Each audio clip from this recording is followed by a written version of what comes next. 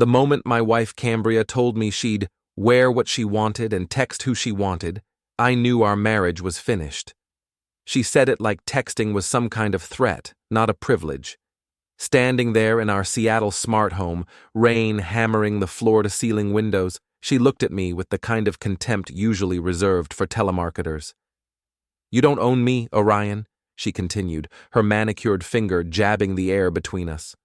"I'm not your property." I almost laughed. Property? The woman who'd spent the last 3 years treating me like her personal ATM was lecturing me about ownership. Cambria worked in PR, which meant she specialized in making garbage smell like roses. Apparently, she'd been practicing on our relationship. "You're absolutely right," I said, keeping my voice level. "You're not my property. You're not my anything." The look of surprise on her face was almost worth the years of condescension. Almost. "I'm Orion Vanton, 38 years old, and I design security systems for tech companies. The kind of systems that keep corporate secrets safe from people who think they're smarter than they actually are. I'm the guy everyone underestimates. Average height, quiet voice, clothes from Target instead of Nordstrom. Cambria used to call it charmingly humble. Now she called it embarrassing. "What's that supposed to mean?" she demanded, her voice rising to that pitch that made our neighbor's dog howl. "It means you got exactly what you asked for." I walked upstairs to our bedroom, my former bedroom, and pulled out the suitcase I'd bought 3 days earlier. Cambria followed, her heels clicking against the hardwood like a countdown timer. "You can't be serious," she said, watching me pack with the efficiency of someone who'd been planning this moment. "You're throwing a tantrum because I won't let you control every aspect of my life?" "I'm not throwing anything," I replied, folding my shirts with the same precision I used to debug code. "I'm just accepting your terms." The truth was, I'd been watching Cambria for weeks, not in some creepy, obsessive way, in the methodical way I approached every problem. She'd been staying late at work, coming home with stories that didn't quite add up, and treating me like I was something she'd scraped off her shoe. The final piece of the puzzle had arrived yesterday, a credit card statement showing charges at restaurants I'd never been to, hotels I'd never seen, and a jewelry store that definitely hadn't provided anything for me. "My terms?" She laughed, but it sounded forced. "What terms?" "Independence, freedom, the right to do whatever you want without considering how it affects anyone else." I zipped up the suitcase and looked at her. "Congratulations, you've got all of that now." Cambria's face went through several expressions: confusion, anger, and finally, something that might have been panic. "You can't just leave. We have responsibilities. The mortgage, the car payments, the joint accounts I removed my name from yesterday, the credit cards I canceled, the utilities that are now entirely in your name." I picked up my suitcase. "Don't worry, you're a successful PR executive. You can handle it." This wasn't entirely true. While Cambria made decent money, she'd gotten used to our combined income funding her lifestyle. The house, the car, the shopping trips with her friends Trina and Lexi, all of that required 2 paychecks. But that was no longer my problem. "You're being ridiculous," she said, but her voice had lost its edge. "We can work this out. We can go to counseling." "With what money? And more importantly, why would I want to?" I walked past her, down the stairs, and toward the front door. The smart home system I'd installed last year recognized my approach and disengaged the locks. In about 30 seconds, it would no longer recognize me at all. I'd spent the morning updating the access codes, removing my biometric data, and transferring ownership to a shell company I'd created. Cambria would figure out how to work the system eventually, or she'd hire someone to do it. Either way, it wasn't my concern. "Where are you going?" she called from the top of the stairs. "Somewhere I'm wanted," I said, and stepped into the rain. The beauty of planning your exit is that you can time it perfectly. I'd chosen 11 p.m. on a Tuesday, when most of the neighborhood was asleep but late enough that the chronic insomniacs would notice. Sure enough, Marla Goss, our HOA president and the neighborhood's unofficial gossip coordinator, was walking her ancient poodle when I loaded my car. Evening, Orion, she called, her voice carefully casual. Going somewhere? Moving out, Marla, I replied, loud enough for her to hear clearly. Cambria and I are getting divorced. Before we dive deeper into this story, I have one small request. Please subscribe, drop a like, comment, and hit that hype button to boost this channel so more people can discover these incredible Reddit stories. Marla's eyes widened with the kind of excitement usually reserved for lottery winners. This would be all over the neighborhood by breakfast. Cambria, who cared more about her image than her actual marriage, was going to hate that. Oh my, Marla said, I'm so sorry to hear that. She wasn't sorry. She was thrilled. Marla lived for this kind of drama, and I was handing her the story of the year. By tomorrow, everyone would know that the Vantons were finished, and they'd all want to know why. I drove to my brother Eli's place across town, where I'd been storing boxes for the past week. Eli ran a custom motorcycle shop and lived in the apartment above it. He'd offered me his couch without asking questions, which was one of the many reasons I preferred his company to most people's. How'd she take it? He asked when I arrived. About as well as you'd expect, I said, carrying my suitcase upstairs. She's probably calling her lawyer right now. Good luck with that, Eli said. You've been planning this for months. He was right. I'd been methodical about protecting myself, moving money, documenting Cambria's behavior, and preparing for the inevitable confrontation. But I hadn't been planning for what I'd discovered that morning, hidden in Cambria's home office. A folder labeled Vanton AI Project, containing printouts of emails between her and her boss, Victor Ralston. Victor was everything I wasn't: tall, loud, expensive suits, and the kind of confidence that came from never being told no. He was also married with a teenage son, which apparently wasn't stopping him from pursuing my wife. But the emails weren't just about their affair. They were about my work. For the past year, I'd been developing an AI security system that could revolutionize corporate data protection. It wasn't ready for market yet, but the preliminary code was worth millions to the right buyer. According to the emails, Victor had been pumping Cambria for information about my work, using their relationship to gain access to proprietary technology. So it wasn't just about romance. It was about corporate espionage wrapped in the affair. That was new, even for Cambria. I sat in Eli's kitchen, reading through the emails on my laptop. Victor's messages were a masterclass in manipulation, flattering Cambria while subtly extracting information about my work schedule, my clients, and my current projects. Cambria's responses showed she was more than willing to share, probably thinking she was impressing him with her insider knowledge. You look like you ate a lemon, Eli said, bringing me a cup of coffee. Worse, I said.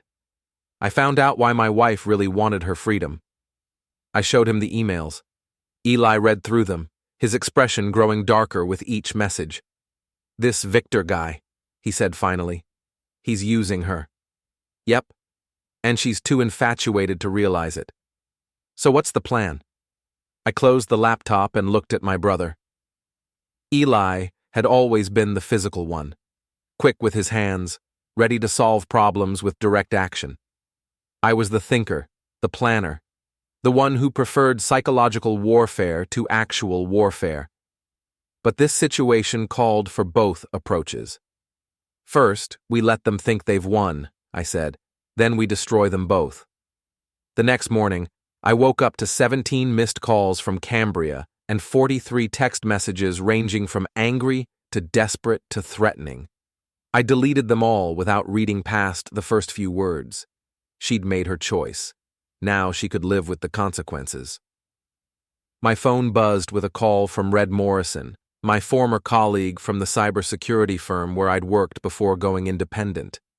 Red had left corporate life to start his own consulting business, specializing in digital surveillance and corporate investigation. He was exactly the kind of friend I needed right now. Heard you're back on the market, he said when I answered. News travels fast. Your wife's been calling around trying to find you. Apparently she's discovered some financial surprises. I'd been thorough about extracting myself from our shared obligations.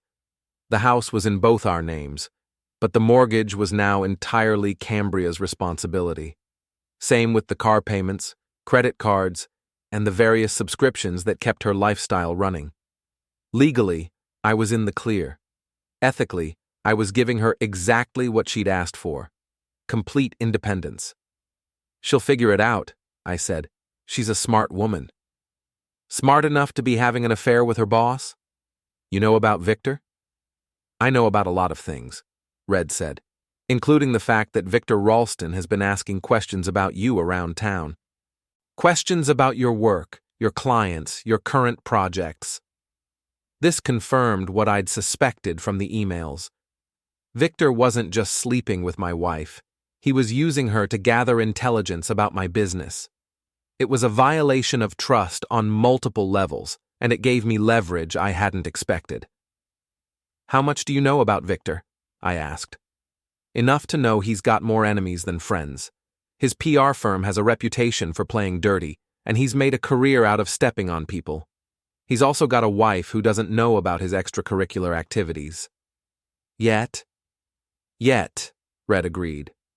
"Want some help evening the playing field?" I did, but first, I needed to understand the full scope of what I was dealing with. That meant surveillance, which meant getting close to Cambria and Victor without them knowing I was watching. The opportunity came 2 days later, when Marla Goss called to tell me about the neighborhood's annual charity gala. It was the kind of event Cambria lived for, a chance to dress up, network, and show off for the other wives in our social circle. This year, it was being held at the Fairmont Olympic Hotel, and tickets were $500 per person.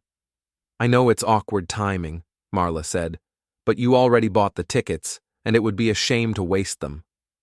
I hadn't bought tickets. Cambria had, using our joint account before I'd closed it. But Marla didn't need to know that. "I'll be there," I said. "Wonderful. I'm sure everyone will be excited to see you." What she meant was that everyone would be excited to watch the drama unfold. The gala would be Cambria's first public appearance since our separation, and probably her first public appearance with Victor. It was going to be a spectacle, and I intended to make sure it was memorable. I spent the next 3 days preparing. Red helped me set up surveillance on Victor's movements, tracking his lunch meetings, his gym visits, and his late-night trips to hotels with my wife. We didn't need sophisticated equipment, just patience and a good camera with a telephoto lens. The pictures we got were exactly what you'd expect. Victor and Cambria holding hands in restaurant booths, kissing in parking garages, and checking into the same hotel room on multiple occasions. But the most interesting photos were the ones showing them with documents, papers that Victor studied while Cambria pointed to specific sections. "She's briefing him," Red said, reviewing the images on his laptop. "Look at this one. She's got what looks like technical specifications, and he's taking notes." It was worse than I'd thought.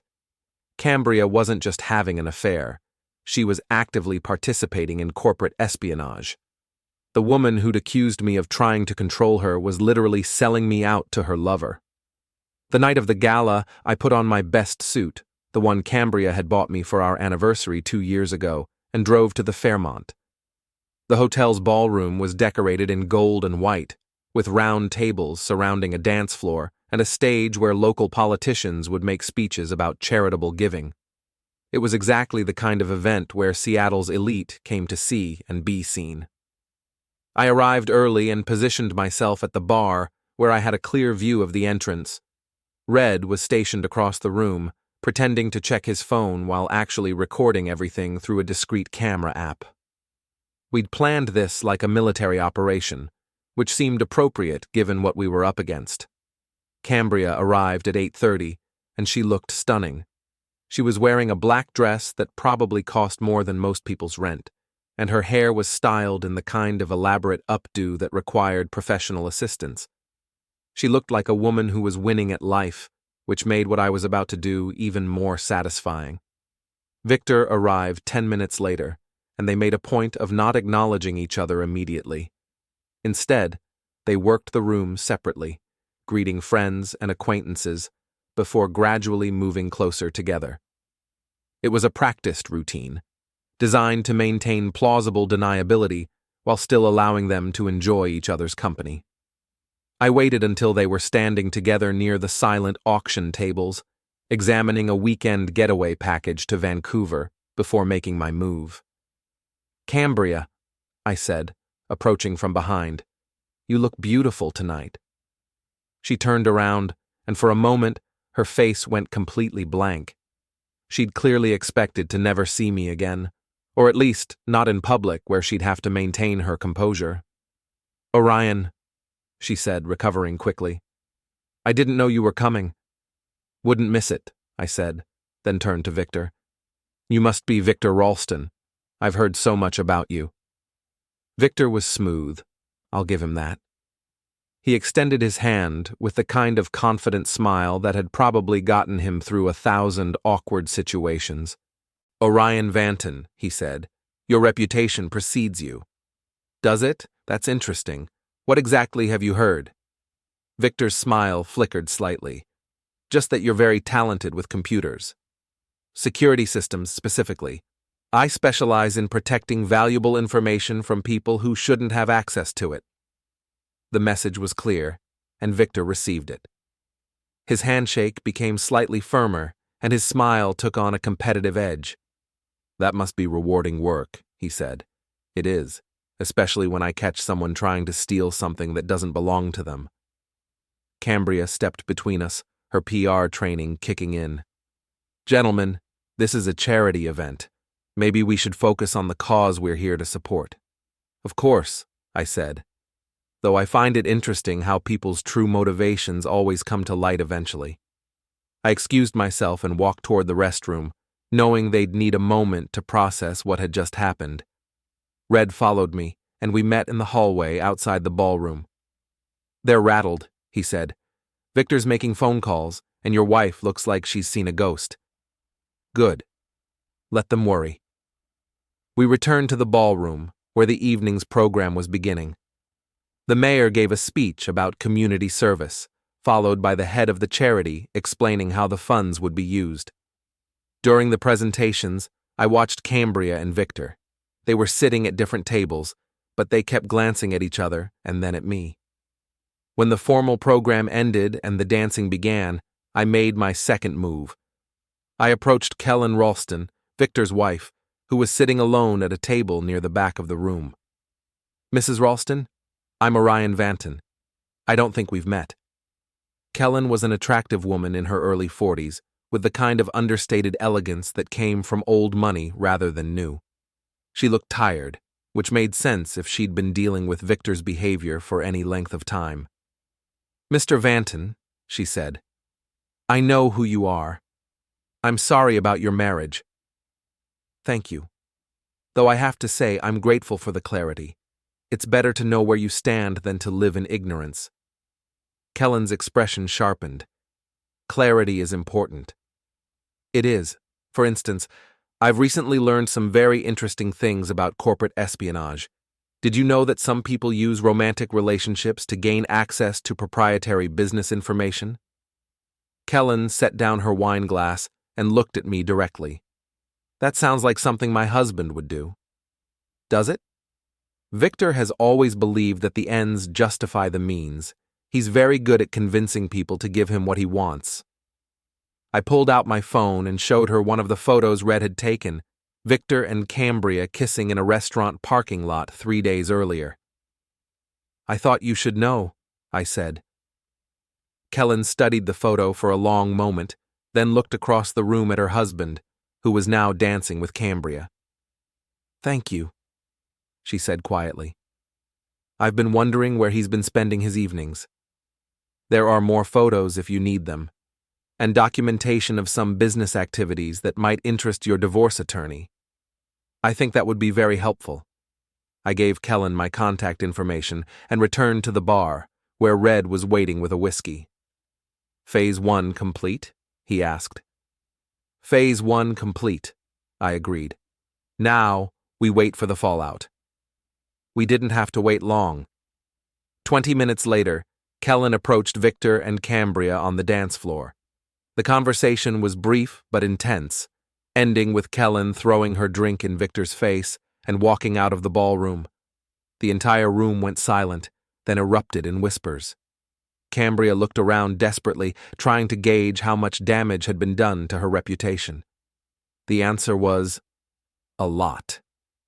By tomorrow, everyone in Seattle's social circles would know that Victor Ralston was cheating on his wife with Cambria Vanton, and that Orion Vanton had been the one to expose them. Victor, wiping champagne from his face with a napkin, looked directly at me across the room. His expression was pure rage, and I knew he'd be coming for me soon. I finished my drink and headed for the exit, satisfied with the evening's work. The real fun was just getting started. The next morning brought exactly the chaos I'd expected. My phone buzzed with calls from numbers I didn't recognize, reporters probably, or friends of Cambria wanting to know what had happened at the gala. I ignored them all and focused on phase 2 of my plan, financial warfare. Cambria had always been careless with money, assuming it would always be there when she needed it. She'd gotten used to our combined income covering her expensive tastes, and she'd never bothered to understand the details of our financial arrangements. That oversight was about to become very expensive. I spent the morning at my bank, closing the last of our joint accounts and transferring my portion to accounts that only I could access. The house was a more complicated issue. We were both on the deed, but I'd been making the mortgage payments from my business account. As of today, that was Cambria's responsibility. My lawyer, Janet Pierce, had been preparing for this moment since I'd first contacted her 3 weeks ago. Janet was a specialist in high-asset divorces, and she'd seen every trick in the book.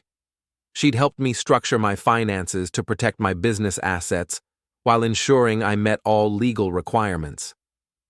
"Your wife's attorney called this morning," Janet said when I arrived at her office. "She's demanding spousal support and claiming you've hidden assets.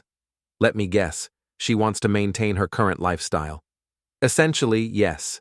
She's also threatening to sue for damages related to your abandonment of the marriage." I laughed. The woman who told me she'd do whatever she wanted is now claiming I abandoned her? "People say a lot of things when they're desperate," Janet said. "The good news is that we have documentation of her affair and evidence of the corporate espionage. That gives us significant leverage."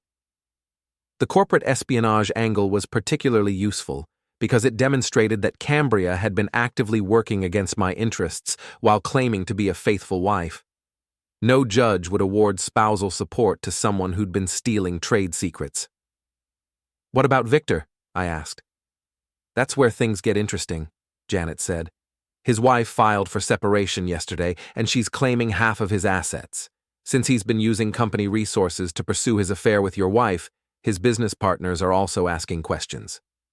Victor's PR firm was a partnership, and his behavior was putting the entire company at risk.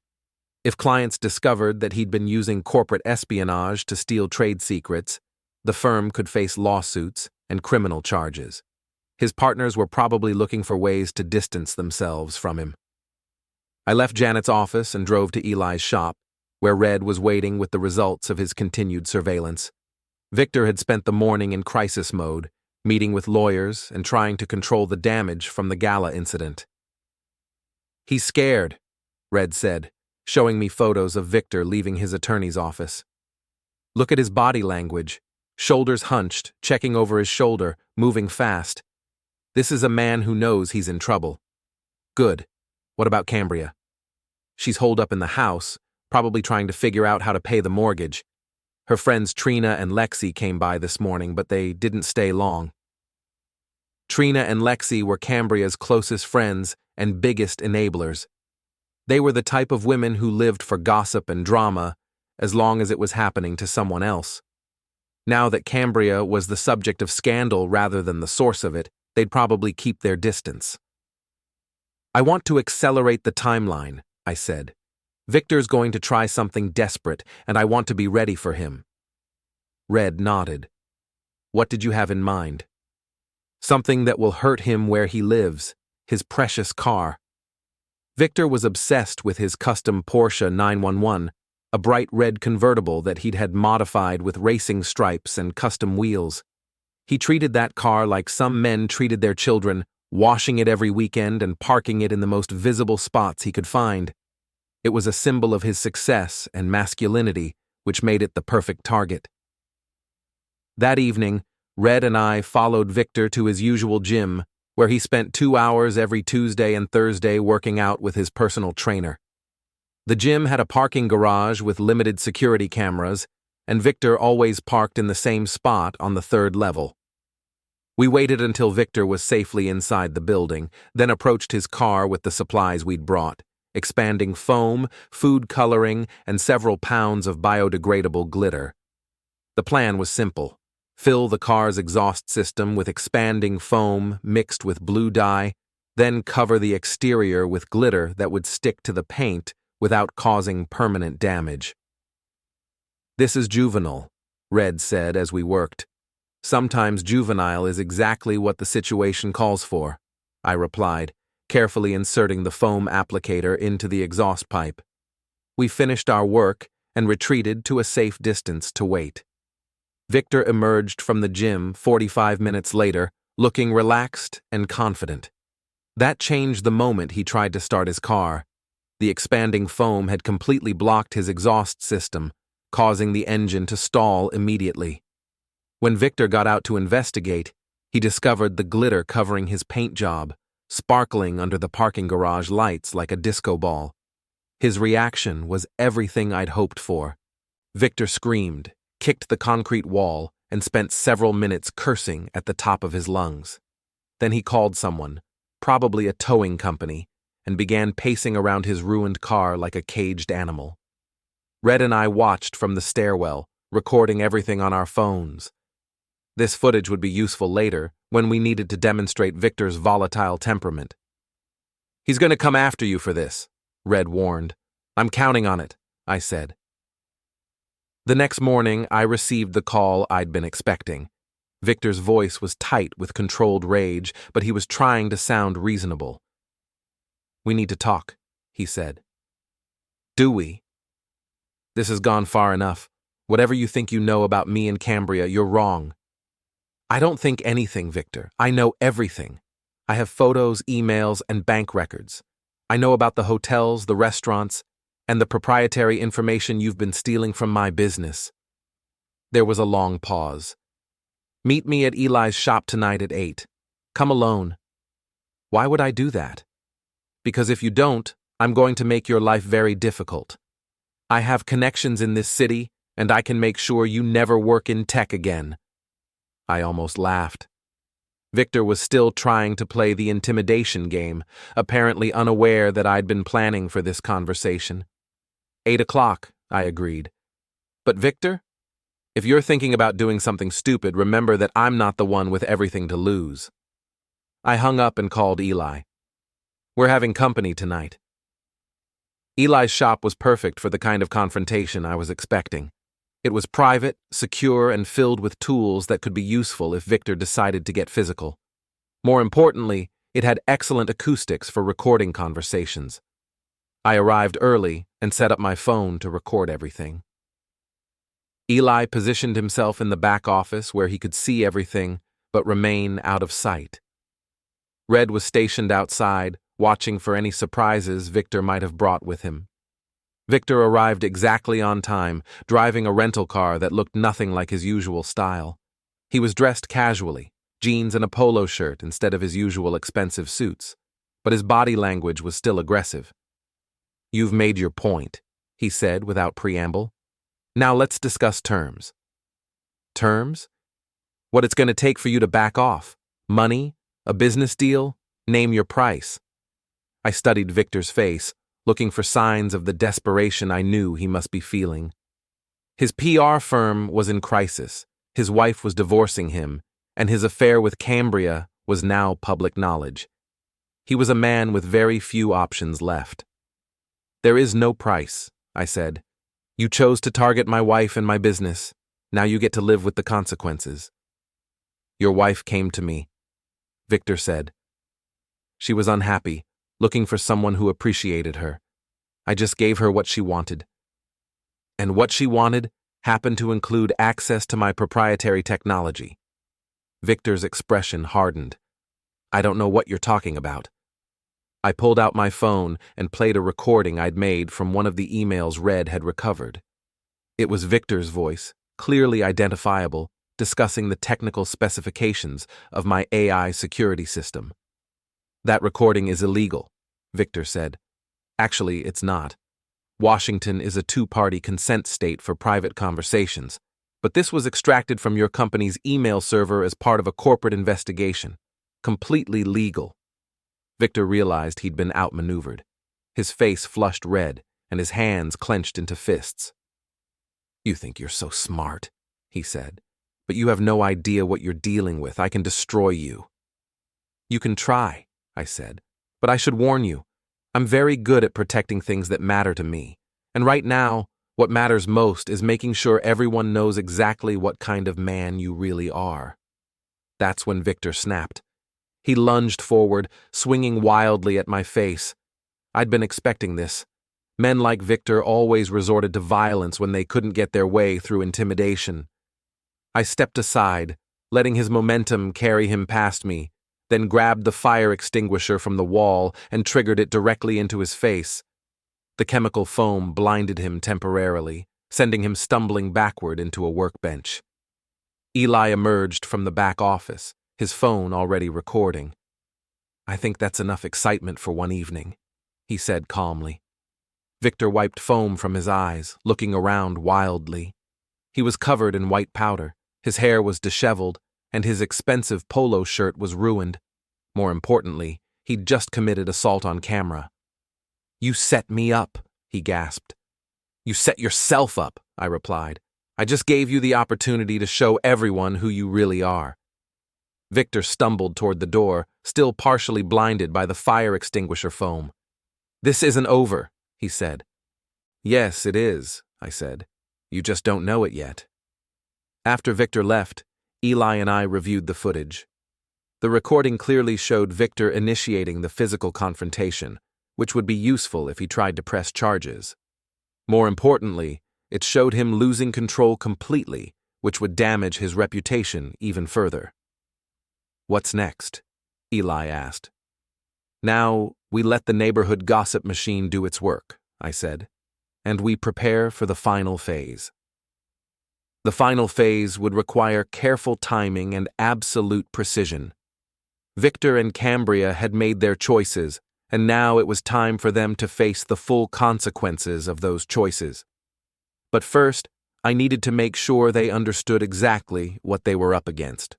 I pulled out my phone and sent identical text messages to both Victor and Cambria. Tomorrow night, 8 p.m., my house. Come alone, or everyone sees everything. It was time to end this. The neighborhood block party was scheduled for Saturday afternoon, which gave me exactly 3 days to prepare the most comprehensive public humiliation in suburban Seattle history. The annual event was Marla Goss's pride and joy, a chance for everyone in our development to gather, share gossip, and pretend they actually liked each other. This year's party would be different. I spent Friday morning at Eli's shop, working with Red to compile everything we'd gathered over the past 2 weeks. Photos, recordings, email transcripts, financial documents. We had enough evidence to destroy both Victor and Cambria's reputations permanently. You sure you want to go nuclear? Red asked, reviewing our materials. Once this gets out, there's no taking it back. They made their choice when they decided to steal from me, I said. Now, they get to live with the consequences.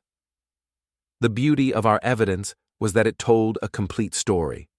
Victor pursuing Cambria not just for romance, but for access to my business secrets. Cambria willingly sharing proprietary information while complaining about feeling controlled in our marriage. Their elaborate deception, their public lies, and their complete lack of remorse for the damage they'd caused. Saturday morning arrived gray and drizzly, typical Seattle weather that would drive the block party into the community center pavilion. The enclosed space was actually perfect for my purposes. Nowhere to run, nowhere to hide, and excellent acoustics for the presentation I'd prepared. I arrived early, ostensibly to help with setup, but actually to position the portable speakers I'd borrowed from Eli's shop. Marla was delighted to have my assistance, especially since my presence guaranteed maximum drama for her event. "I'm so glad you decided to come," she said, arranging folding chairs around the pavilion. "Everyone's been talking about the gala incident." "I imagine they have." Cambria hasn't been seen much since then. Her friends Trina and Lexi came by yesterday, but they seemed distant. This was exactly what I'd expected. Trina and Lexi were social climbers who'd attached themselves to Cambria because she'd seemed successful and well-connected. Now that she was the subject of scandal rather than the source of gossip, they'd be looking for ways to distance themselves. "People show their true colors during difficult times," I said. "Indeed they do," Marla agreed, her eyes gleaming with anticipation. The party officially started at 2 p.m., and by 2:30, most of the neighborhood had gathered in the pavilion. There was the usual mixture of families with children, older couples, and single professionals trying to network their way into Seattle's social hierarchy. Cambria arrived at 3, accompanied by Trina and Lexi, but clearly uncomfortable with the attention she was receiving. She looked tired, dark circles under her eyes, her usually perfect hair slightly disheveled, her designer outfit wrinkled like she'd slept in it. Victor didn't show up, which was probably smart on his part. His presence would have turned the event into a complete circus. I waited until 4 o'clock, when everyone had settled in with their drinks and appetizers, before making my move. I approached the small stage area where Marla usually made her annual HOA announcements. "Excuse me, everyone," I said, tapping the microphone to get attention. "I know this is unusual, but I have something important to share with all of you." The room went quiet. This was the moment everyone had been waiting for, the chance to hear my side of the story directly from me. "Over the past few weeks, many of you have heard rumors about my marriage and my personal life," I continued. "Tonight, I want to set the record straight with facts instead of speculation." I nodded to Red, who was positioned near the AV equipment. The first image appeared on the projection screen I'd set up, a photo of Victor and Cambria kissing in a restaurant parking lot. A collective gasp went up from the audience. Several people pulled out their phones to record what was happening. "This is my wife, Cambria, with her boss, Victor Ralston," I said calmly. "This photo was taken 3 weeks ago, while Cambria was telling me she needed more freedom in our marriage." The next slide showed email transcripts. Victor asking Cambria about my work schedule, my current projects, and my client list. But their relationship wasn't just about romance, I continued. Victor was using Cambria to steal proprietary information from my business. Here's the email where he asks her to photograph documents from my home office. More gasps. Someone in the back of the room said, "Oh my God," loud enough for everyone to hear.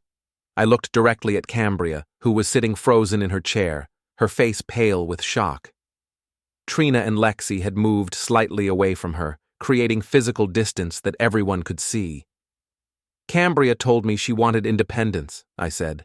"She wanted the freedom to make her own choices without considering how they affected anyone else, so I gave her exactly what she asked for." The next slide showed bank statements, joint accounts that had been closed, credit cards that had been canceled, and mortgage payments that were now entirely Cambria's responsibility. "Independence means taking responsibility for your own choices," I said. "Cambria is now free to make whatever decisions she wants, and she's free to live with the consequences."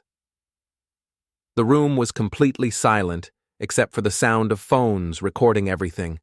This footage would be all over social media within hours. I advanced to the next slide, which showed Victor's custom Porsche covered in glitter and foam. "Victor Ralston threatened to make my life difficult if I didn't cooperate with his demands," I said. "This is what happened to his car the next day." Several people in the audience laughed. The image was ridiculous enough to break some of the tension in the room. Victor then demanded to meet with me privately, where he became violent when I refused to be intimidated. The final video showed Victor attacking me in Eli's shop, followed by his humiliating retreat covered in fire extinguisher foam. "This is the man Cambria chose over our marriage," I said. "A man who steals trade secrets, cheats on his wife, and resorts to violence when he doesn't get his way." I turned off the projector and looked around the room. Every face was staring at me with a mixture of shock, fascination, and respect. I'd just delivered the most comprehensive character assassination in neighborhood history, and I'd done it with nothing but facts. "I want to thank everyone for listening," I said. "And I want to be clear. I don't regret anything that's happened. Cambria and Victor showed me who they really are, and I responded accordingly." I stepped down from the stage and walked toward the exit, but before I could leave, something unexpected happened. The room erupted in applause. It started with just a few people, then spread throughout the pavilion. These weren't people celebrating the destruction of my marriage. They were people who respected the way I'd handled an impossible situation. Marla Goss was practically glowing with excitement. "Orion," she called out, "that was the most educational presentation we've ever had at a block party." I looked back at Cambria one more time. She was still sitting in her chair, but now she was completely alone. Trina and Lexi had moved to the other side of the room, and everyone else was giving her a wide berth. "Cambria," I said, loud enough for everyone to hear, "you got exactly what you asked for." Then I walked out of the pavilion and into the parking lot, where Eli was waiting by my car. "How do you feel?" he asked. "Like I just took out the trash," I said. But as we drove away, I realized the evening wasn't over yet. My phone was buzzing with calls and messages, including several from numbers I didn't recognize. One of them was Victor, and his voicemail was exactly what I'd expected. "You think this is finished?" his voice said, tight with rage. "You have no idea what you've started. I'm coming for you tonight, and this time I won't make the mistake of fighting fair." I showed the message to Eli. "Looks like we're having company. Your place or mine?" "Mine," I said. "It's time to go home." The smart home system I'd installed in our house, my former house, was more sophisticated than most people realized. Motion sensors, pressure plates, automated locks, cameras in every room, and a central control system that could be operated remotely from my phone. I'd originally designed it for convenience and security, but tonight it would serve a different purpose. Cambria had changed the access codes after I'd moved out, but she'd made a crucial mistake. She'd kept the same system I'd installed, and I'd built several backdoors into the programming that only I knew about. By 7 p.m., I was parked 3 blocks away from the house, watching the security feeds on my laptop while Red monitored the neighborhood from his position across the street. Cambria was inside, pacing frantically through the living room while talking on her phone. "She's been making calls for the past hour," Red reported through our earpieces. "Looks like she's trying to reach Victor." Victor was probably busy dealing with his own crisis. The footage from the block party had already started circulating on social media, and his PR firm would be in full damage control mode. But I knew he'd show up eventually. Men like Victor couldn't resist the opportunity to prove their dominance through violence. At 7:45, Victor's rental car pulled into the driveway. He sat in the car for several minutes, probably psyching himself up for whatever confrontation he was planning. When he finally got out, I could see he was carrying something, a baseball bat from the look of it. "He's armed," Red warned. "Noted," I replied, activating the first phase of my plan. Victor approached the front door and rang the bell. Cambria let him in immediately, and they embraced in the entryway like reunited lovers preparing for battle. It would have been touching if it weren't so pathetic. I waited until they were both inside and settled in the living room before triggering the lockdown sequence. Every door in the house sealed automatically, front door, back door, garage door, even the interior doors between rooms. The windows were already secured with the reinforced glass I'd installed for security purposes. Victor and Cambria were trapped, and they knew it immediately. Through the security cameras, I watched them run to the front door and pull frantically at the handle. "Orion!" Cambria screamed at the camera she'd spotted in the corner. "Let us out of here!" Instead of responding, I activated the sound system and began playing a recording I'd prepared. Cambria's own voice from our argument 2 weeks ago, saying, "I'll wear what I want and text who I want," on an endless loop. The psychological effect was immediate. Cambria covered her ears and began crying, while Victor grabbed his baseball bat and started swinging at the nearest camera. "You want to play games?" Victor shouted. "Fine, let's play!" He smashed the living room camera, but there were 12 others throughout the house, and he couldn't reach most of them. More importantly, every swing of his bat was being recorded from multiple angles. I activated the next phase, the lighting system. Every bulb in the house began strobing in random patterns, bright white, then complete darkness, then colored lights cycling through the spectrum. The effect was disorienting and nauseating, especially combined with the audio loop that was still playing at maximum volume. Victor stumbled through the strobing lights, swinging his bat at anything he could reach. He smashed a lamp, put a hole in the drywall, and shattered the glass coffee table Cambria had insisted on buying last year. "Stop this!" Cambria screamed. "This is crazy!" "You wanted independence," I said through the intercom system. "This is what independence looks like when you betray the people who care about you." Victor found the central control panel in the hallway and began attacking it with his bat. But the system was designed to be tamper-resistant, and the real controls were located in a secure cabinet he'd never find. That's when I triggered the final phase of the trap. The garage door opened automatically, revealing Victor's custom Porsche, the same car we'd filled with glitter and foam earlier in the week. But now it had been modified with additional surprises. I'd spent the afternoon rigging the car with remote-controlled devices, smoke machines, paint dispensers, and a sound system that would broadcast everything happening inside the vehicle to the entire neighborhood. Victor saw his car and ran toward it, probably thinking it was his escape route. He jumped into the driver's seat and tried to start the engine, but I disconnected the battery. Instead of starting, the car became a trap. The smoke machines activated first, filling the interior with thick colored fog. Then the paint dispensers triggered, covering Victor with bright blue latex paint that would take days to wash off. Finally, the sound system activated, broadcasting his screams and curses to everyone within a 3-block radius. Through the security cameras, I watched Victor stumble out of the car, covered in blue paint and coughing from the smoke. He looked like a deranged Smurf, and the image was being recorded from 6 different angles. Neighbors had started gathering in the street, drawn by the noise and the spectacle. Marla Goss was there with her phone, live streaming everything to the neighborhood's social media group. Several teenagers were recording from their own phones, probably uploading to TikTok and Instagram. Victor tried to run, but the blue paint had made him slippery, and he fell face first into the driveway. When he tried to get up, he slipped again, creating a slapstick comedy routine that had the watching crowd laughing and cheering. Meanwhile, Cambria was still trapped inside the house, pounding on the windows and screaming for help. The strobing lights and audio loop were still running, and she looked like she was having a complete breakdown. I decided it was time to make my entrance. I drove to the house and parked across the street, where the growing crowd of neighbors could see me clearly. When I got out of my car, several people applauded. Apparently, my reputation as the wronged husband seeking justice had spread throughout the neighborhood. "Evening, everyone," I said calmly.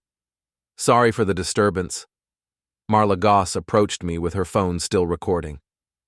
"Orion, this is incredible. How did you do all this?" "Smart home technology," I replied. "It's amazing what you can accomplish when you plan ahead." Victor, still covered in blue paint, tried to approach me aggressively, but he slipped again and fell backward into the ornamental shrubs Cambria had planted last spring. "You're insane!" he shouted from the bushes. "I'm calling the police!" "Please do," I said.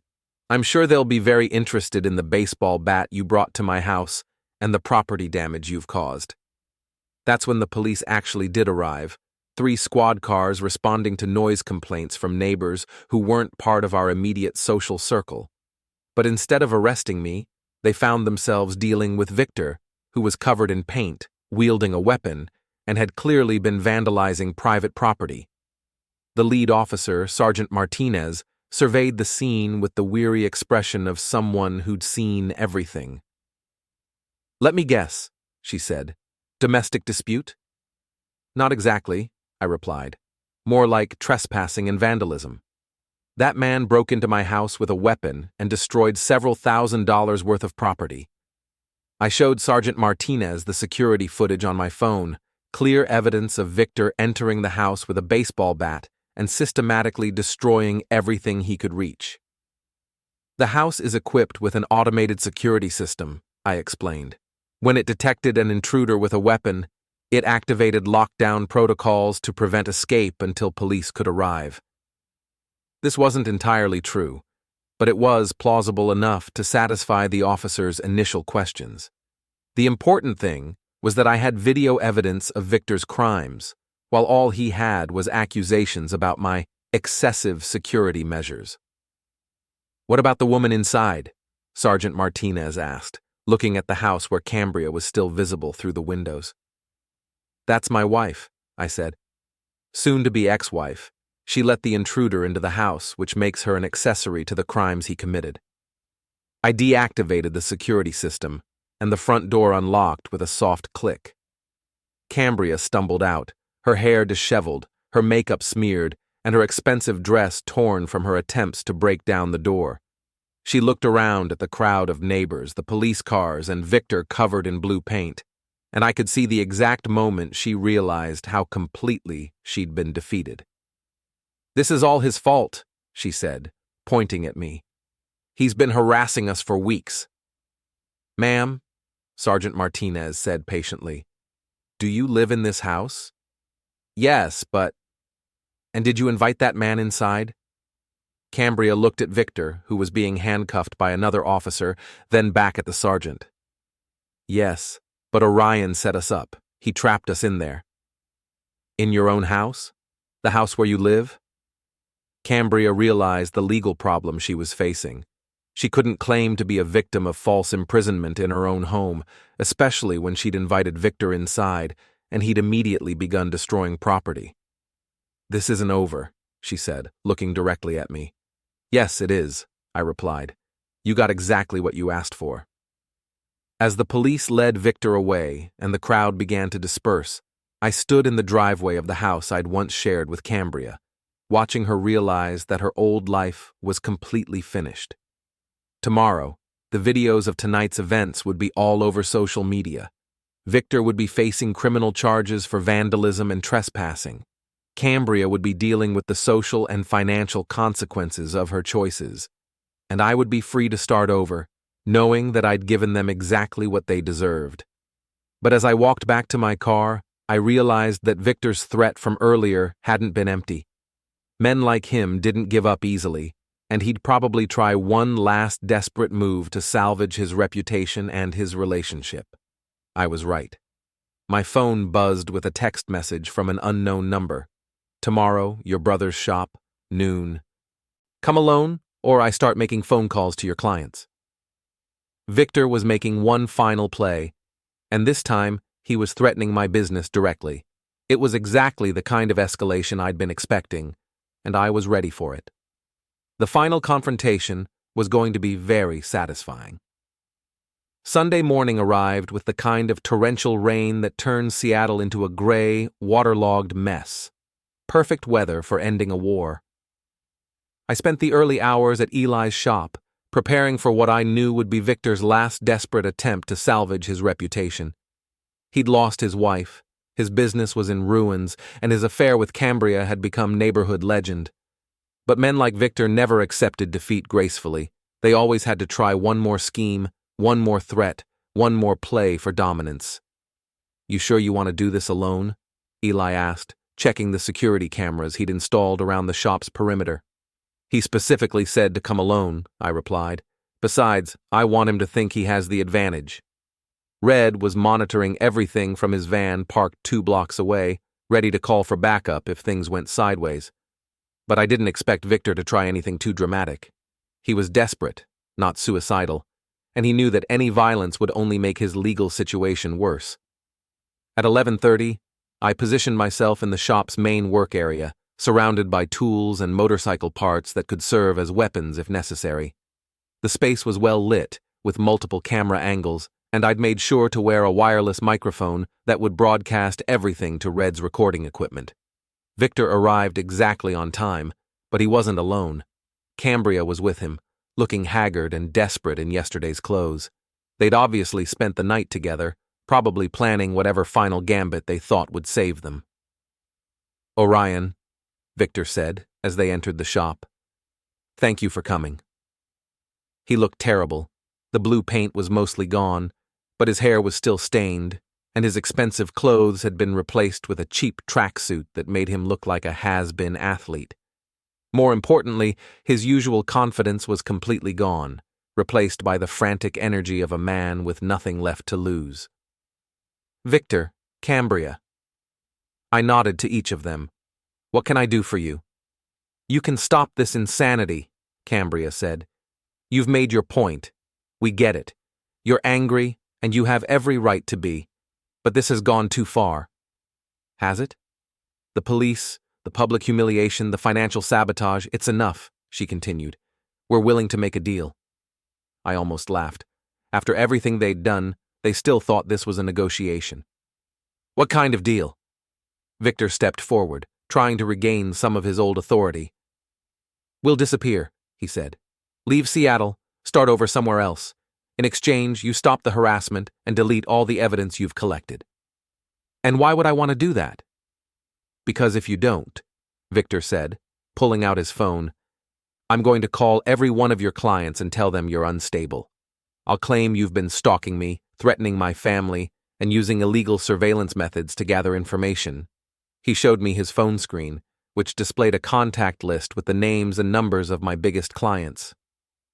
"I'll destroy your reputation the same way you've destroyed mine," he continued. "By the time I'm finished, no one in this city will hire you for anything." It was exactly the kind of threat I'd expected. Petty, vindictive, and ultimately self-destructive. Victor was so focused on hurting me that he couldn't see how his plan would backfire. "That's an interesting strategy," I said, "but I think you're forgetting something important." "What's that?" "I have evidence of everything you've done.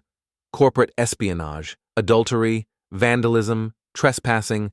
It's all documented and ready to be released. If you start making phone calls about me, I'll start making phone calls about you." Victor's face flushed red. "You're bluffing." "Am I?" I pulled out my own phone and showed him a video file labeled Victor Ralston, Complete Evidence Package. The file was over 2 hours long and contained everything Red and I had collected over the past 3 weeks. This video includes your affair with my wife, your attempts to steal my trade secrets, your violent assault at this very location, and your destruction of private property last night, I said. It's currently stored on 12 different servers with automatic release triggers if anything happens to me or my business. Victor stared at the phone screen, realizing that his threats were worthless. But instead of backing down, he did exactly what I'd expected. He snapped. "You think you're so smart," he snarled, lunging forward with his fists raised. But this time, I was ready for him. Instead of dodging, I stepped into his attack and grabbed his wrist, using his own momentum to spin him around and slam him face first into the workbench behind me. Victor bounced off the metal surface and staggered backward, his nose streaming crimson and his eyes unfocused. He tried to swing again, but his coordination was gone, and I easily sidestepped his wild punch. "Stay down, Victor," I warned. "You're embarrassing yourself." Instead of listening, he grabbed a wrench from the workbench and raised it over his head like a club. That's when I decided the conversation was over. I stepped forward and slapped him across the face with everything I had. The sound echoed through the shop like a gunshot, and Victor dropped the wrench as he stumbled sideways into a stack of motorcycle tires. "That's for my marriage," I said. Victor tried to get up, but I slapped him again, harder this time, sending him sprawling across the concrete floor. "That's for my business." Cambria screamed and tried to help Victor to his feet, but he was too dazed to stand properly. His nose was broken, his lip was split, and there was a growing bruise on his left cheek that would take weeks to heal. "You're insane," Cambria sobbed. "Both of you are insane." "No," I said, looking down at Victor as he struggled to focus his eyes. "I'm just giving people exactly what they deserve." That's when the shop door opened and Kellen Ralston walked in, followed by her teenage son Tara and two men in expensive suits who were obviously lawyers. "Victor," Kellen said calmly, "I've been looking for you." Victor looked up at his wife with the expression of a man who just realized his situation had gotten infinitely worse. "Kellen, I can explain." "No need," she interrupted. "I've seen the videos. Everyone has seen the videos." She was right. The footage from last night's confrontation had gone viral on neighborhood social media, and local news stations were already picking up the story. Victor's humiliation was now public entertainment. "I brought the divorce papers," Kellen continued, handing Victor a thick envelope, "and a restraining order. You're not allowed within 500 feet of me, our son, or our house." Victor tried to stand, but his legs weren't working properly yet. "You can't do this to me. I'm your husband." "You were my husband," Kellen corrected. "Now you're just a man who destroyed his life for a cheap affair and a failed business scheme." She turned to Cambria, who was still kneeling beside Victor on the concrete floor. "And you," Kellen said, her voice filled with contempt. "I hope he was worth it." Cambria started to respond, but Kellen held up her hand. "Don't," she said. "Nothing you could say would matter now." One of the lawyers stepped forward and handed me a business card. "Mr. Vanton, Mrs. Ralston would like to thank you for providing the evidence that made this divorce possible. If you need any legal assistance with your own proceedings, please don't hesitate to call." I looked down at Victor, who was finally managing to sit upright against the motorcycle tires. His face was swollen, his clothes were dirty, and his eyes held the hollow look of a man who'd lost everything that mattered to him. "Victor," I said, crouching down so we were at eye level, "I want you to remember this moment. Remember how it feels to lose everything because you got greedy and stupid." Victor tried to speak, but only managed a weak groan. "You had a successful business, a beautiful wife, and a good life," I continued. "But it wasn't enough. You wanted more, so you decided to steal from me. You used my wife, violated my trust, and threatened my livelihood."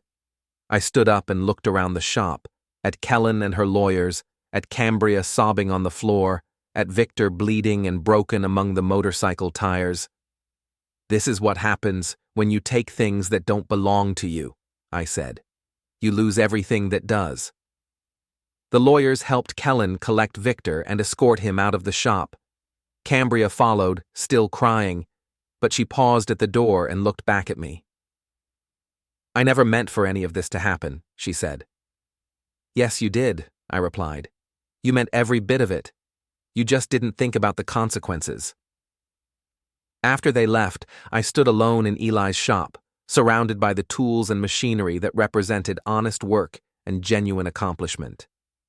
Outside, the rain continued to fall, washing the streets clean and preparing the city for whatever came next. My phone buzzed with a text from Red. "It's over. Victor's business partners just released a statement disavowing any connection to him. His PR firm is finished." I typed back, "Good. What about Cambria?" "Her friends have completely cut her off. Word is she's moving back in with her parents in Portland." I smiled. Trina and Lexi, the social climbers who'd encouraged Cambria's affair, had abandoned her the moment she became a liability instead of an asset.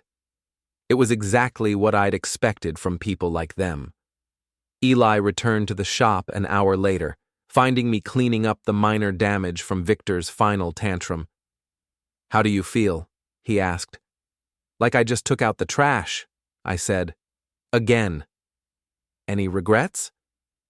I thought about the question seriously. Victor and Cambria had made their choices, and I'd simply ensured they faced the full consequences of those choices. They'd wanted independence and freedom. Now, they had both, along with the responsibility that came with them. No regrets, I said. They got exactly what they asked for. My phone rang. Janet Pierce, my lawyer, calling with an update on the divorce proceedings. Orion, she said, I have good news. Cambria's attorney just called. She's willing to accept a no-fault divorce with no spousal support and no claim on your business assets. What changed her mind? Apparently, the corporate espionage evidence made her realize she has no leverage. She just wants this to be over as quickly and quietly as possible. Fine by me. There's one more thing, Janet continued. Victor's PR firm is facing a class action lawsuit from clients who claim their confidential information was compromised. If you're willing to testify about the industrial espionage, you could be looking at a significant settlement. I considered this. More money would be nice, but what I really wanted was to move on with my life. Set up the testimony, I said, but I want it done quickly. I'm ready to close this chapter. As I hung up the phone, I realized that my revenge was complete. Victor had lost his business, his wife, his reputation, and his future. Cambria had lost her marriage, her friends, her social standing, and her financial security. They'd both gotten exactly what they'd asked for when they decided to betray me. I walked outside into the rain, feeling lighter than I had in months. Tomorrow, I would start rebuilding my life, new clients, new relationships, new possibilities. But tonight, I was content to stand in the rain and watch the city wash itself clean. Behind me, Eli turned off the lights in his shop and locked the door. Ready to go home? He asked. I looked around at the wet streets, the glowing neon signs, and the city lights reflecting off the rain-soaked pavement.